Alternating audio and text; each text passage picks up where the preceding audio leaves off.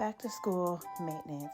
So we both have been sitting around with our puffballs in our hair for a good 2 to 3 weeks. So I had to get this wash going.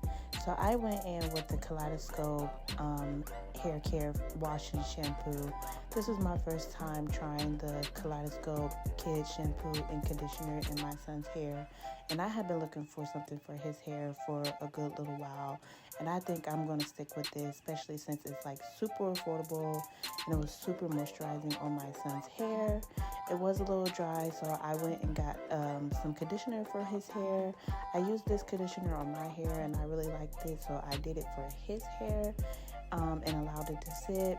I got my brush and went to work. I love this brush. It allows me to get to work, detangle his hair without putting tension, stress on him or his head. And then I rinsed it out, and then I go back in with the Kaleidoscope conditioner, and I throw that in there and allow it to sit, and I recomb his hair back in.